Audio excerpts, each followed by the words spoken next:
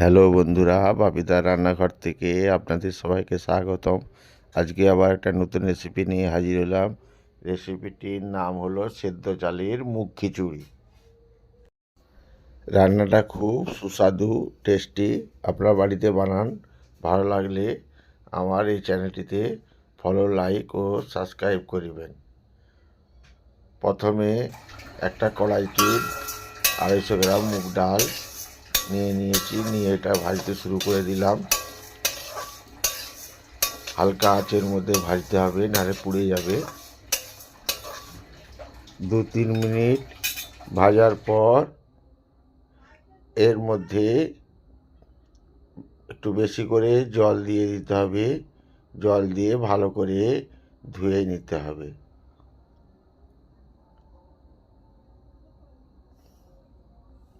বেশি করে জল দিয়ে দিলাম, দিয়ে ভালো করে ধুয়ে নিচ্ছি। ধুয়ে জলটা ছেঁকে নিলাম। এবার একটা পাত্রের মধ্যে 1 লিটার জল নিলাম। জল নিয়ে মুগ ডালটা দিয়ে দিলাম। এর মধ্যে দিয়ে 5-7 মিনিট ফুটালাম। 2টো তেজপাতা দিলাম। আর ধুয়ে রাখা 300 গ্রাম সেদ্ধ চাল এর মধ্যে দিয়ে দিলাম। দিয়ে ভালো করে নাড়াচাড়া করে নিলাম। করে এর উপরে কেটে রাখা গাজরগুলো দিয়ে দিলাম। দিয়ে ভালো করে নাড়াচাড়া করে নিতে হবে। নাড়াচাড়া করে দিলাম খুন্তির সাহায্যে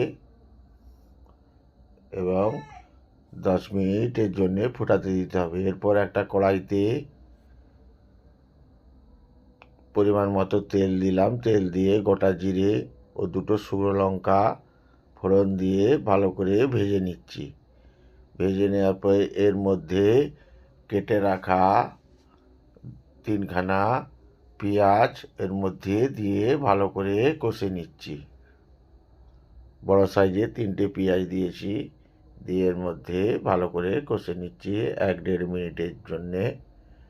এরপর এর মধ্যে পরিমাণ মতো আদা, ছিঁড়ে রাখা আদা দিয়ে দিলাম। দিয়ে ভালো করে নাড়াচাড়া করে নিচ্ছি। এইভাবে 1-1.5 মিনিট নাড়াচাড়া করে নিতে হবে। নাড়াচাড়া করার পর এর মধ্যে গুলে রাখা লঙ্কা, হলুদ, জিরে, ধনে গুঁড়ো এর মধ্যে দিয়ে দিলাম। দিয়ে ভালো করে কষে নিচ্ছি।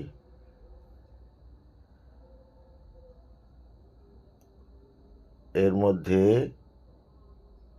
2টো টমেটো ছোট সাইজের দিয়ে দিলাম। দিয়ে ভালো করে কষে নিচ্ছি। এবার ভালো করে কষে নিতে হবে। যত মশলাটা কষবেন স্বাদটাও আরও বেশি হবে। এদিকে চাল ডাল সেদ্ধ করা এর মধ্যে পরিমাণ মতো আরও একটু জল দিয়ে দিলাম। দিয়ে এর মধ্যে কষে রাখা মশলাগুলো এই চালের ডালের মধ্যে দিয়ে দিতে হবে। দিয়ে ভালো করে নাড়াচাড়া করে নিতে হবে। আপনারাও বাড়িতে এই পদ্ধতিতে সেদ্ধ চালের মুগ ডাল দিয়ে খিচুড়ি বানান। খুব স্বাদিষ্ট খেতে। বাচ্চা বড় সবাই খেতে ভালোবাসবে এই রেসিপিটা।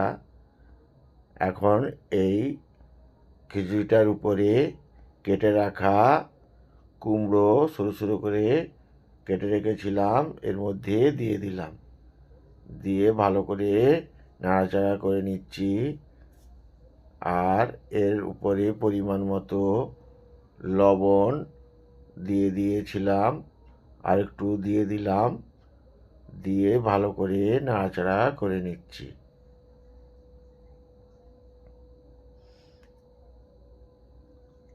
এইভাবে প্রায় 10-12 মিনিট ফুটাতে হবে। চাল ডালটা সিদ্ধ হয়ে গেলে এর মধ্যে পরিমাণ মতো চিনি দিয়ে দিলাম।